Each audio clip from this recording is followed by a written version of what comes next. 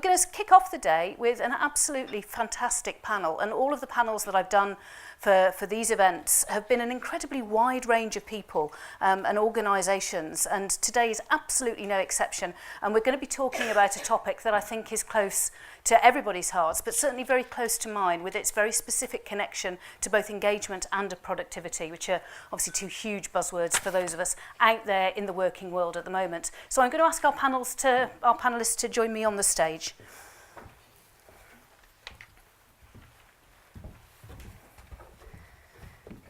Yes, you absolutely can. I could make you do it all standing, but I think not, perhaps not at this time in the morning. So what we're going to do, we're going to manage it sort of fairly loosely. We do have some questions that the panel have considered that I will pose to them, but we're going to hopefully make it quite conversational, and depending on how long it takes, we will also take questions from you guys as well, if that works. So we'll just see how the format works. But the first thing I'm going to ask them to do is actually introduce themselves to us. If we can start over at this end with Andrew. Hi, I'm Andrew. I'm the Senior L&D Exec at Paddy. I specialise really in the digital learning side of the business and the learning management system. Hi, I'm Sarah Hutton. I am HR Director for Western Europe for the Coca-Cola company. I'm Andy Holmes, so I work for reckitt, benckiser, and you'll all go, who is that? So we do Nurofen, Gaviscon, Lemsip, Strepsils, Durex, all that fun stuff. So I basically look at... Why does the last one always get there? Yeah, so I look after global leadership for all our sort of hypo and FUPO talent, and sit across all the functional capabilities, and then also lead our employee sort of wellness and wellbeing programs as well.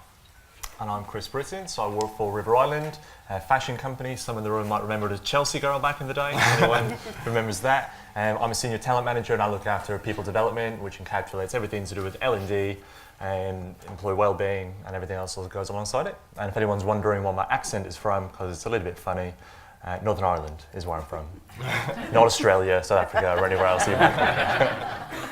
Thank you, Chris. And for those of you who haven't met me before, my name is Cathy Brown, and until last year I was the leader of the UK's movement for employee engagement, Engage for Success. So engagement and wellbeing, very much my background, as well as 20 years in BT, which I suspect will allow me to bring some experience into our debates as well.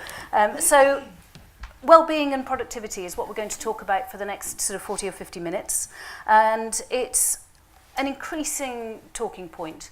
I mean, for those of us involved in this sort of space, I think the focus on well-being and the change in how we talk about well-being has been absolutely present for the last 4 or 5 years. And increasingly, I find if I'm asked to speak at conferences, it's a topic that people want to hear about. But I think also the spread, where we've absolutely gone from the sort of very traditional employee well-being programs that are based around how do we get people to be more active and looking very much at physical health, to really even widening our definition of what employee well-being is. And I think that's one of the things that we'll touch on with the panel. But we're going to start off with a sort of very simple opening question. I'm going to come to Andy with it first of all. And this, how have you embraced the concept of well-being in the workplace, if you have at all? So fire away. Right, okay, so in terms of how we've embraced it, I think if you take sort of 5 years ago, like you said, we probably did what the majority of corporates did back 5 years ago, which was jeans in the workplace, so you're right down with the kids. But then also things like, you know, the yoga classes, the gym access, all the usual stuff. And, you know, for a period of time, it was successful. But I think what we've come to realize, and certainly through working with a lot of different agencies and consultancies in this space, is that doing the sort of the broad brush stereotypical well-being stuff isn't really kind of fit for purpose when you look at it in terms of today's corporate environment. So one of the things for us has been that you can put that stuff in place, but unless you get real engagement from the business, that this isn't just about fixing the problems when they already exist. This is about enabling people to have the same energy at home as they do at work. It's about enabling people to manage but also thrive in the work environment, and it's about getting people to be content, consistent and balanced in terms of the way that they interact with each other, but also the way that they balance their outside life as well. So for us, it's been a big shift in terms of that space. A lot of learning, but now it's much more about how do we look into the science and the detail behind this to really make informed decisions about how we take this forwards. But more so than that, how do we absolutely ensure that the business isn't just looking at this as a way to get more productivity from people? You know, this can't be a corporate, what do we get out of it, how do we get more out of people thing. It has to be about putting the individuals first. And I think, you know, like with anything, it takes some big shifts. It's taken some people internally who've had their own challenges to overcome to become advocates of this sort of movement. But then it's also taken different generations coming through the organisation and a listening ear from us as a business to understand what it is that people now want from their corporate life, from their work life, and from their personal life as well. So it's been a massive shift for us in that 5 year. That's really interesting. Does the fact that obviously part of your focus as an organisation is in the health sector have an impact on what you actually do? Well, I think in some ways yes, but you know, if you look at a lot of consumer healthcare, you know, it's becoming more, the trend is more now that people will proactively manage their health. Yeah. But a lot of consumer healthcare companies for a long time have been about, you know, resolving symptoms when they're already there. And that's not really what well-being is all about. It's not about fixing the problem or taking the pill or the golden bullet. This is about, you know, and I'll talk a bit more later on, but this is about how do we go right back to basics about how we live, our physiology, our mental state, how our body works, and then build from that platform back up into the corporate world rather than the other way around. So we can safely say that RB is definitely beyond the pat on the back and take a couple of Nurofen. Absolutely. Good. But Eurofen's still very good. I think you want to use the whole range of products. I didn't say that. I mean, if you want to advocate, that's fine. So in terms of the rest of our panel, does that resonate with you? What are your own experiences within your own organisations? So I think, thank you, with the eye contact I'll pick up the ball. I'm very intrigued with what you have talked about. I've also seen a shift in our company, and I think that if I think back even 10 years, we were in the jeans phase, and really trying to get people to loosen up and bring this concept of being your whole self at work. And I think well-being is a fundamental component of that, but it's often seen as distinct and on its own. And I think that that's really the shift that's happened over the past while, is this concept of we need healthy people in our society, and we need those healthy people at work. And when I say healthy, I don't just mean medically healthy, but I mean mentally, financially, socially healthy. And so if I think back to very early initiatives, beg your pardon, very early initiatives around small changes that we were asking people to commit to on a daily basis. So am I going to do something different from a health perspective, take the stairs instead of the lift? Am I going to do something different in terms of my mental health, my mental well-being? We introduced a concept of taking a Wednesday off, for example, either to work from home or to once a month do personal development. Those sorts of ideas, very grassroots. And now we have a much more sort of corporate overlay to providing those sorts of tools and ways of thinking. So we now have a definition of what we think well-being is, which is against those 4 categories that I've mentioned, and we have resources against those that are more than against the medical. We have medical coverage. Against financial, we have a pension plan, for example, much more around a recognition that all of these areas provide stresses, and they leach across into the whole being of the person. So I would say there's a lot of resourcing that we have available. We also have the gyms and the yoga at the office and so on, with gosh, I really do have a frog this morning. We've got a product for that if you like. Super. I look forward to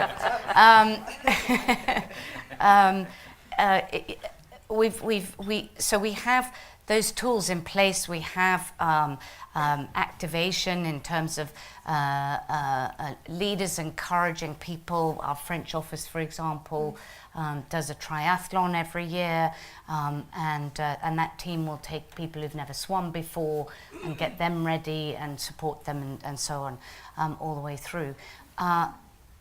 But what I don't see, which I think really is where we need to be moving to, is a much more proactive activation against all of these components. So I mean, I'm delighted. On the financial front, we've just introduced financial planning for all of our associates. So we have financial planners, they come in, they're working with our staff. That's all great, but it really needs to be a holistic platform, a holistic way of looking at associates and working out how do we really make this an environment of well-being. Because for us, and very much a consumer products company that is embedded in everybody's day-to-day lives, the kind of who we are as a company and who our employees are and how they experience working with us should be the same as we want for our consumer relationships. So we would want people to experience the refreshment of beverages and be refreshed in their work lives as well. Brilliant. Chris, Andrew, I mean... Yeah, I think for River Island's perspective, for us it really all started with recognising that we're in 2019 and we're in a society which is unprecedented. We see all this stuff in the media about mental health being very prevalent, and people are working longer, starting work sooner, multiple generations working for the first time together. We're in a world which we've never really experienced before from a business perspective. So I think for us at River Island is recognising that we have to change with those times. We work in fashion retail. Retail is tough. Trade is tough, as you can see in the news every single day. So we have to recognise that we have to take care of our people to help us transition through the difficult times, as every company does. We're very fortunate that we're a family-run company, and that kind of weaves in the DNA of everything we do, where we take care of each other. But what's really important to us is that wellness and employee well-being doesn't feel like it's a standalone flash-in-the-pan thing. It's got to feel like it's part of our brand. It's got to feel like it's part of our everyday, why do we come to work? What's our values all about? What's our purpose as a business? So we make a conscious effort to link anything we do with employee well-being to what the brand is doing at that particular moment in time. So some of you might have seen in the press last year or in our marketing campaigns, we had a Labels Over Clothes campaign. So we talked about actually, don't label people, don't label a stigma of mental health, don't label someone as being sick or unwell. So we kind of use that for ad campaigns, and this year we've just got hashtag This Is Family.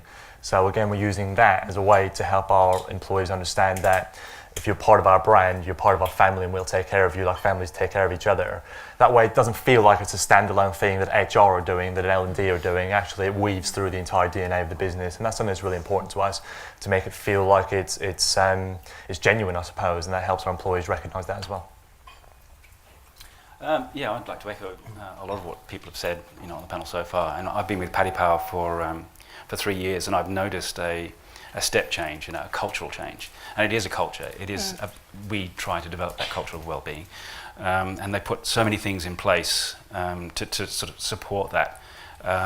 Things like they have unlimited, uncapped holidays, flexible working hours, all the sort of stuff that mindfulness classes, all the standards, stuff like gym classes, during the day, and so on. So they've done a lot of work, and it helps, I suppose, with the retention. It's about engagement and retention. There's a job swing program where people can do other people's jobs in the department and so on. So that's interesting. I've not come across that before. Yeah, it's like you can spend like a month or whatever doing somebody else's job to learn. So all of you, I think, are saying that your organisations are looking at well-being really in a much wider context, of not only in the sense of embedding, but in the sense of how it's seen throughout the organisation. So it's not we make you walk 10,000 steps together. It is far more, we're looking after you. So for me, that poses a challenge, possibly, as in if we if we go back in history and look at how work used to be, we look at people like Titus Salt and Saltaire. Now, very good what he did up there, so he absolutely looked after his employees, he built them houses, there was all sorts of stuff that went on, but he was doing it absolutely in that sense because he knew that they would be more productive and more useful to him, and he would get better value from them if he did. So are you finding, and how do you tackle if you find it, that there's an edge of paternalism, perhaps, in that, well, you know, we're looking after you sort of feeling? Do you find that at all? I would say that in starting the work around wellness at the time, it did come from a reasonably paternalistic place. But it also came with an edge of what is the impact on productivity. So I'm looking sort of 10 years ago. Yeah. And at the time, I was working in the US, so I'm talking now about the US business. We didn't have much data that would tell us, you know, what's a business reason for taking care of our associates, other than we could get very general information from our insurance providers that told us that the top 3 drugs that were being prescribed to our employees were heart drugs and some mental health support as well. So then you kind of realise, well, okay, so we've got some fundamental issues. Yes, we also have an older workforce, so how much of that is kind of societal, but so there's a concept of, okay, so we need to do something. I think that's changed very much in how it's perceived and operationalized. I think that within the company now, it's very much seen as we provide you with the tools, but it's up to you to activate them. And so for me, I don't know that we've yet found the balance that says, are these the right tools? Do people know that they're there? Are they leveraging them appropriately? Are they leveraging them when they actually need, before they need them? I mean, are you learning mindfulness before you actually need it? And so on. So I think we've not found an answer between what is a sort of more paternal, we do to you and for you, to we provide it for you and it's up to you to take care of yourself. And I think that something about how we might measure it that's not productivity related would really help that. Having said that, we've never really been able to measure it, and particularly to tie it to a productivity measure. And I would think in this day and age, that's in the kind of company we're in, I'm not sure that's what we would really want to do either. It's an interesting what you say about sort of the balance between are we doing it for productivity or for well-being and the paternalistic piece. I guess where our shift probably 2 years ago came from. So the new partner that we've started to work with, and he ran a global resourcing and recruitment business, hundreds of millions. And one of the things that we started to talk about was this concept of headcount, and everyone's maxed out, and we're at capacity and all the rest of it. And we got onto talking about, mental capacity and headspace and that sort of thing, resilience and stress and all the usual sort of terms that you hear come out.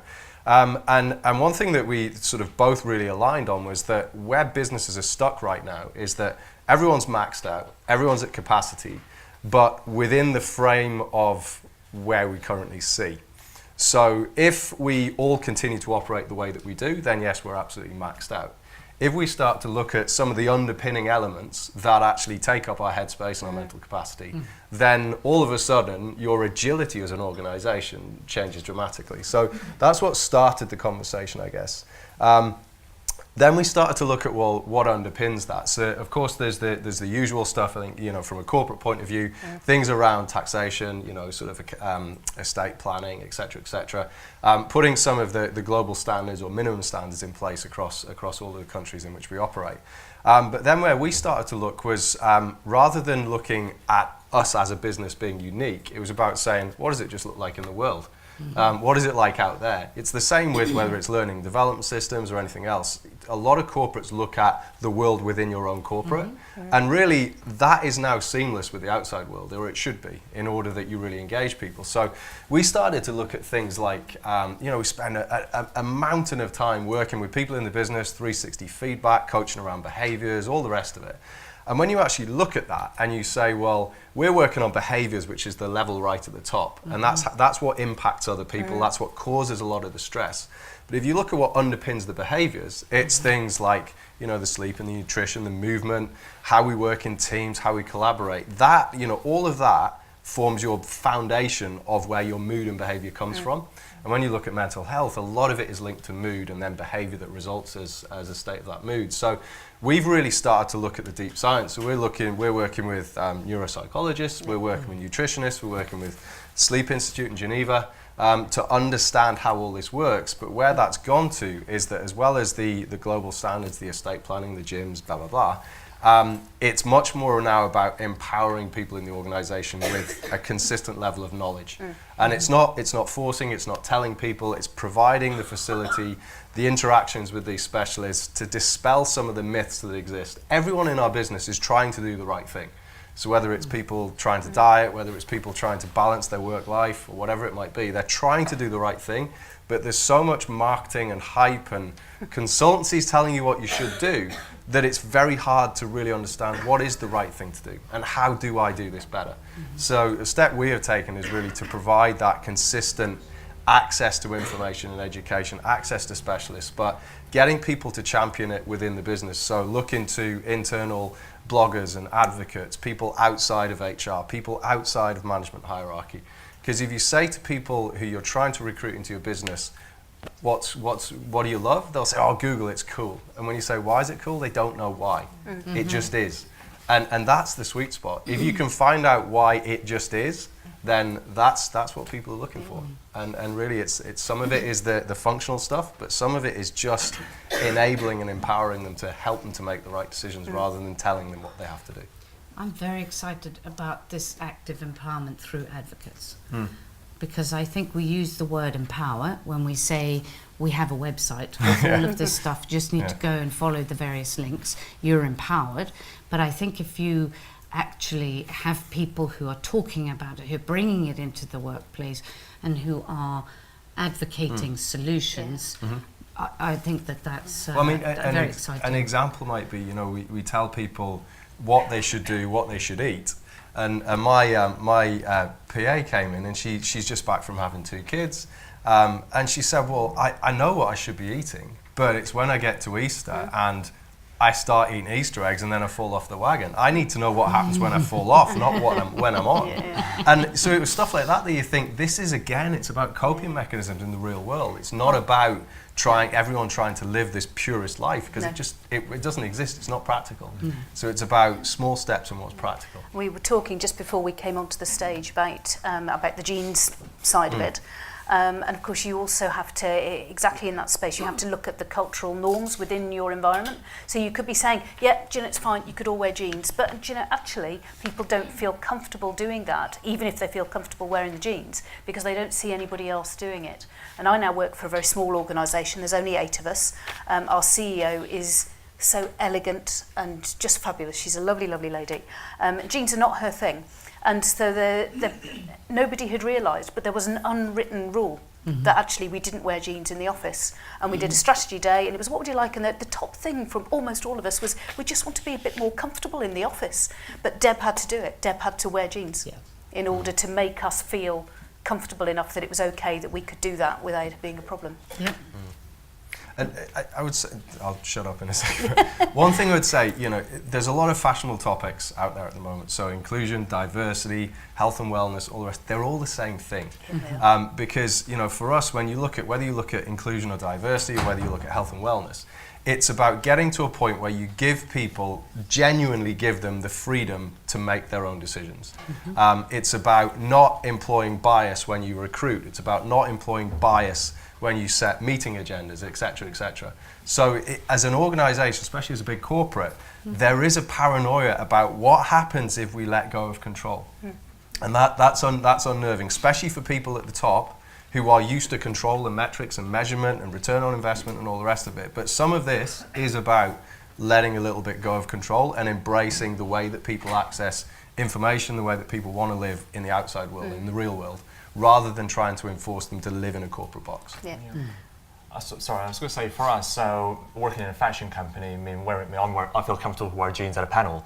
At River Island, we have people coming in our design team. There's a girl who occasionally wears a wedding dress to work, and she looks great. So it's not necessarily about what people are wearing at River Island. For us, it's about how people feel. It's about, do they come into work feeling themselves, and equally, do they go home feeling themselves?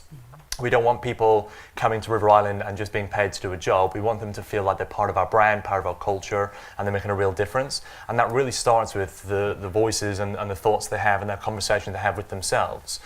So very much, we want people at River Island to have this mindset that it's okay to not be okay.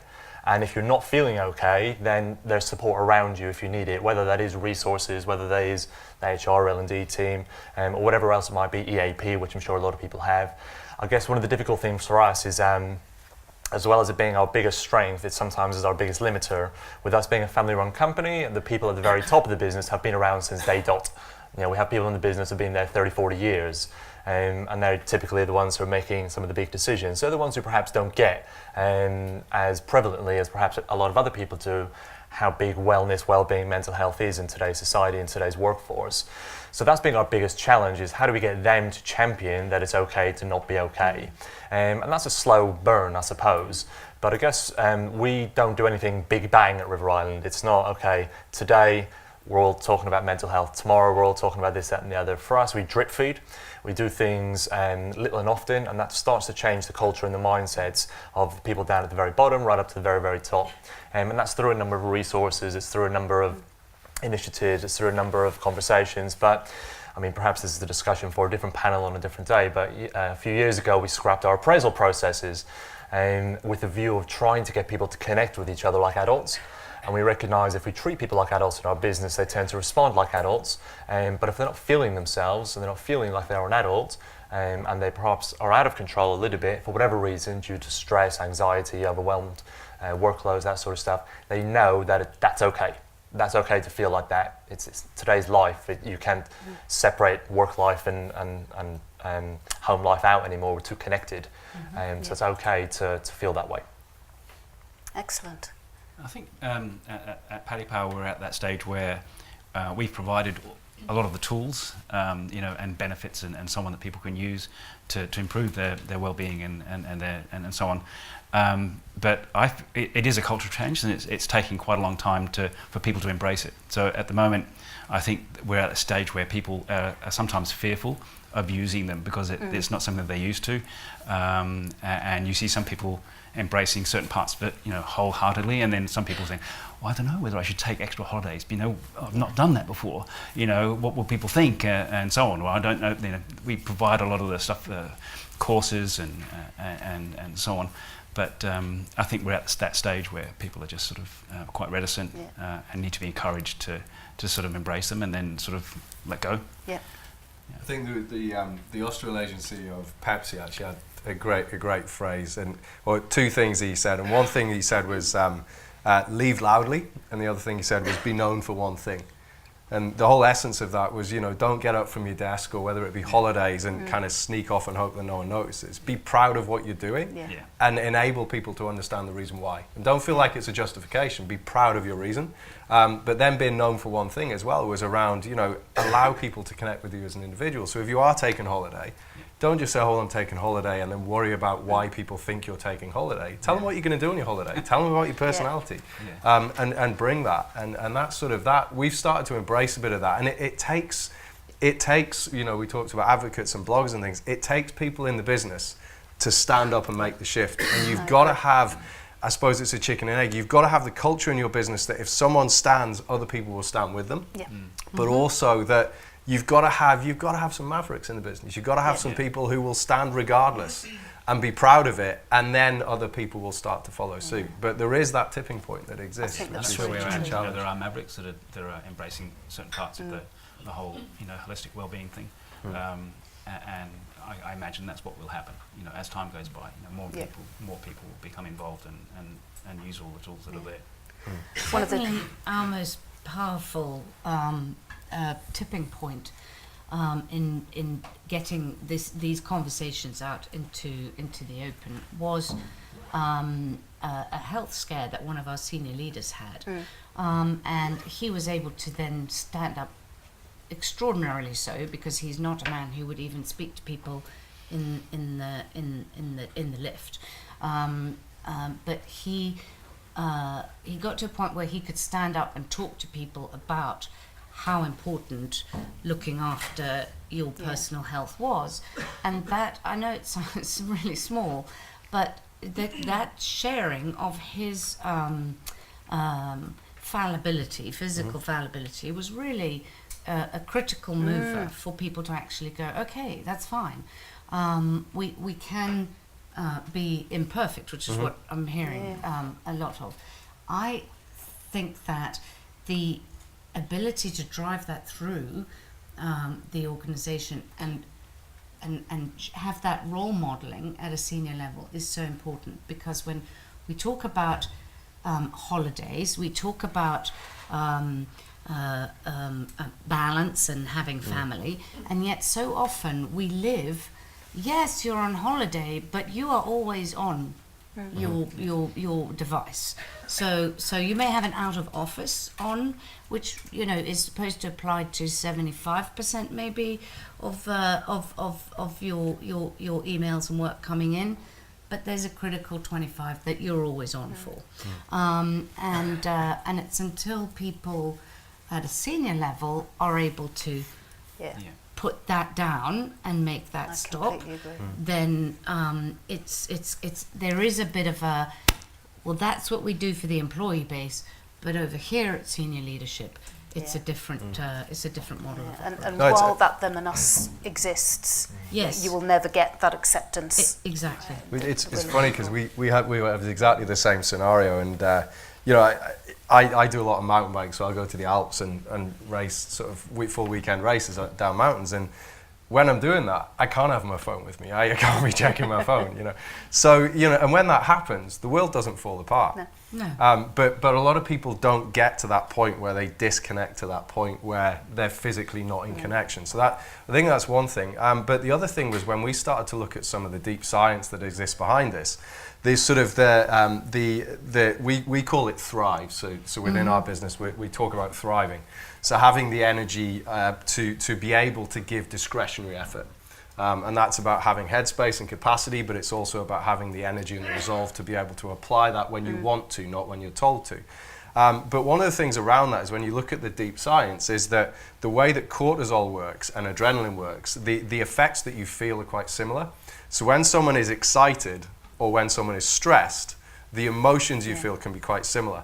And what we find is that a lot of people who are always on are actually, they're surfing this kind of stress hormone high, which is, and they're frantic and they're chaotic and they're banging out emails like, 100 miles an hour.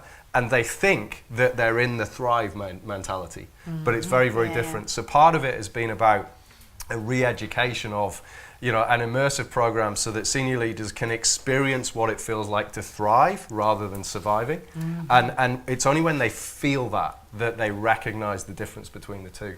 And that's been a big wake-up call for us, in that now all of our high potential future talents, so our future sales directors, marketing directors, general managers, go through this immersive program. It's got nothing to do with the business.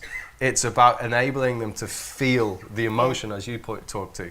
Feel the emotion of what it feels like to be front foot and thriving versus back foot and surviving. And I think that point about being proud of what you're doing comes from that personal resilience as a leader that you need to say, well, so you can tell from the hair and everything else, I'm me.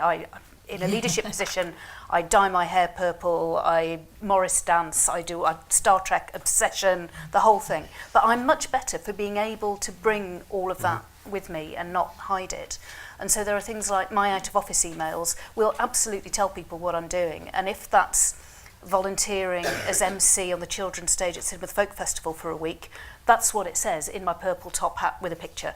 Because I think it's really important that people know that it's allowed, and that I would embrace that. And you know, I think it's hugely important. I'm going to move us on a little bit. So, and we've touched on this slightly in some of that conversation. And I'm going to come to Andrew first on it. So in what you have done, and I appreciate that you're absolutely on a journey with it, but are you seeing evidence or feedback that actually it's having a positive impact? I mean, in my position, I'm not privy to that sort of information, but what I can see is that people are happier. Yeah. I would say that and caveat that with the fact that the one issue we do have at the moment, and they're working on it really quite heavily, is that there's a disconnect between the corporate population and the retail shop population. Yeah. Which I think they've realised that disconnect needs to change. So the benefits and how we support the retail population, and there's a massive turnover and lack of retention, and it's a big issue for us. They don't get the same benefits, they don't get the same care, and so on, as the corporate population does. And they've realised that, and they're in the process at the moment of pushing out some of the benefits and some of the stuff that we do in corporate into the retail shop. Yeah, so for us it's still quite early doors, as I'm sure it is with a lot of organisations. So I guess our positive feedback is very much anecdotal at the moment. So people telling us that what we're doing and working with them is having a positive impact on them in their personal lives. And we were briefly discussing earlier, weren't we, about how do you actually measure, is this stuff having a positive impact, and should you measure it?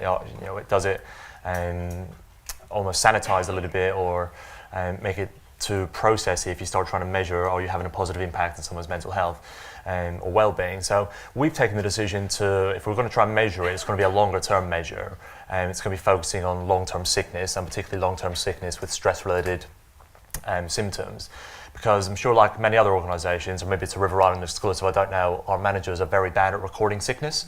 So we don't actually know what our short-term sickness, so we don't know whether that data is accurate or not. The long-term sickness we're a little bit better at.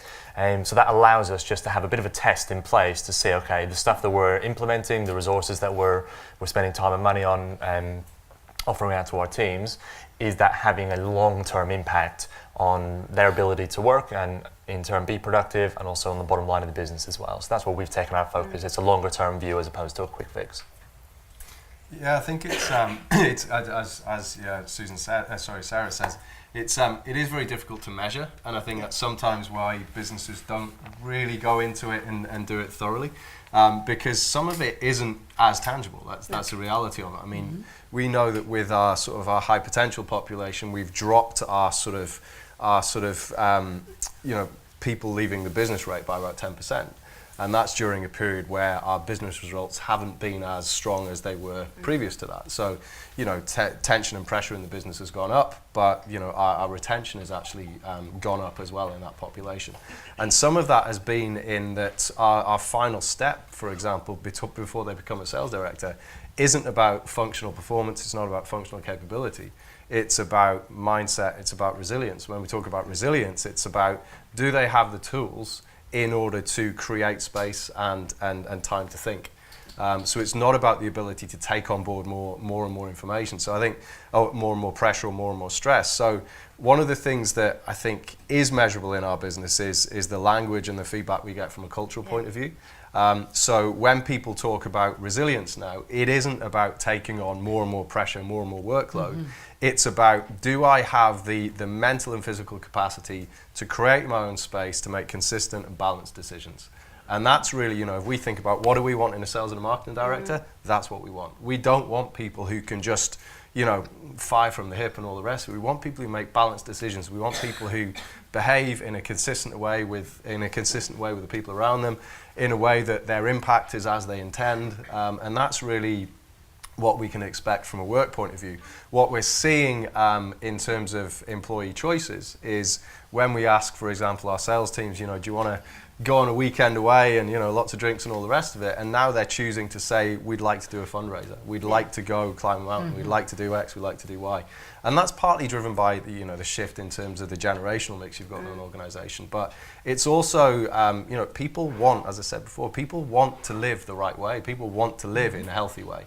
It's just that it's very difficult in the world now to figure out what that is, because there's so many fads and trends and people who will take your money to tell you something you want to hear. So really it's about being comfortable that a lot of the stuff you're going to get as an ROI on this is qualitative. It's not always going to be quantitative, which is typically what we're used to. Absolutely, and we were discussing that, weren't we, Sarah, that you're wrestling with that do we, how we. Yeah, I mean, so you think about the sorts of components you might measure, and obviously there's a whole bunch around medical and illness that's data you can't collect and measure. And yes, there is that debate that we've had about what's the line between the organisation and the individual.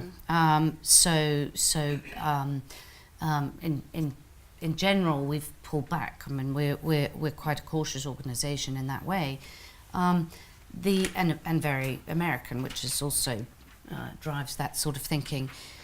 I think we look at, so what might the proxy measures be? So you talk about turnover. We've always had historically really low voluntary turnover. That kind of is what that is. If you talk about productivity per employee, that seems to be very good and improving. So that's not a measure that is very helpful to us. If I look at I question my stress-related illness, those sorts of things, EAP take up, because that's almost, well, we're too late by then is a thing, and also I'm not sure I want to celebrate that they didn't take it up, or they didn't go out on leave if they needed to.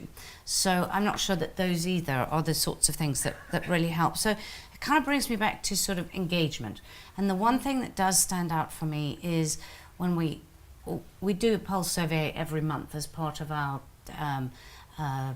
sort of check-in process between a manager and their team, and repeatedly one of the questions on that is about your workload. Yeah. So how are people experiencing their workload? And the partner question with that I look at is, how supported in terms of doing your workload do you feel by your team and your manager? And the data is consistent. My workload is too much, but I feel very supported by my manager. And so I guess I am looking for a data guru who's going to come and help me understand how to tie disparate pieces of information together from this lake that's out there, and really help us understand, are we doing the right thing? Is it the most effective thing, other than we know from science that this is what we should be doing? Because ultimately we are not professional practitioners in these spaces either, and so are we doing it in an ineffective way? The actual support we do provide. I think it's an interesting one around the workload. So I sort of work in, I suppose, the leadership. So we do a lot around kind of coaching, a lot of sort of paying attention to language and things. And so for us, one of the shifts that we've had is if people are saying my workload is too much, it either means that they don't buy into what they're doing, or they feel that what they're being asked to do is unrealistic or more than should be expected. So from and if you look at the entrepreneurs, for example, out there in the world, every entrepreneur will say they're working their butts off. But if you ask them, is the workload too much, they won't say yes. Yeah. Mm-hmm. They'll say it's not, because they passionately believe in it. They're in control of it. And I guess one of the things about RB is always the whole thing about why people come as being you own your own business. You know, yes, there's always going to be corporate pressure and all the rest of it, and you know, there is a lot of that. But if people are saying my workload is too much, then they are viewing the workload as something that's potentially imposed upon them. So for us, it's then about how do we dig a bit further into that conversation. And I think that's the tricky bit, is because once you dig into that conversation, you're opening a can of worms that you've got to then deal with. And I think for me, with a lot of corporates, people avoid that conversation to a degree. My workload is too much, okay, right, solution mode. And it's about enabling managers. I think we were talking earlier about how do you enable managers through coaching, through questioning, through listening skills, to actually be able to have those conversations. We talked earlier about, there's this thing in the NHS about doctors not being coached and able to have end-of-life conversations with patients. Now that's a very extreme version, but if you're not capable of doing it, you will pull back and avoid it. Of course you will. And that avoidance gap creates massive stress. And that's something I think we have a duty to pay attention to. No, I agree. And the link between engagement and well-being is both increasingly researched and quite well understood. And for those of you interested in exploring that more, if you go and look up Engage for Success, the UK's movement for employee engagement, there's a piece of research there that was done a couple of years ago into engagement and well-being that actually proves a virtuous circle as a model that's quite interesting to look up, and all of that content is free of charge. So just to finish us off, a very quick piece from all of you. What is the one thing for your own personal well-being at work that you safeguard? So for me, my own personal thing is making sure that I always have my lunch break. So I don't care what meetings people have to go in my diary. At 12 o'clock, do not try to speak to me. I'll be in the restaurant queuing up for my lunch. And actually, I said that kind of as a joke, but it's serious, because it's one of the things I hear a lot through coaching conversations and everything else is, I haven't had time to eat today. I'm just like, that's crazy. That's your time. That's your time to refuel your body and refuel your mind. Why would you not do it? So for me personally, I safeguard that time. Excellent. For me, it's very much about routine. So I know I used to be a professional sportsman, so I know that if I don't access that, I'm not going to be a happy boy. But also, I get my energy from people. So I use my my Garmin as I call like a networking tracker. So I know that, you know, in the office, 3,000 steps is a rubbish day, 6,000 is pretty good. Over 10 with a workout, then that's all good. So for me, if I'm not hitting my networking threshold of 5, then I will go and walk up the stairs. I'll go and do a lap of the marketing office. I'll go and do a lap of the finance, and I'll start to interact and network with different people. So if I know I'm not doing those steps, I've been sat on my ass too much, I've been doing too many emails, and I haven't been accessing what gives me my thrive. So that's my way. Excellent. Yeah, so mine's also in the embarrassingly small, but hopefully hugely significant area. So again, I just like you guys, I have lived in the world of no lunch. So I've brought it back down to 2 litres of water a day, argue which your amount as you like, but 2 litres of water a day, 20 minutes of some kind of activity, and that can be the very rushed walk that my dogs get last thing at night, but something, and a conversation that's with a friend. I call it a conversation with a friend. Now, sometimes that friend can be a work friend, but it's about having a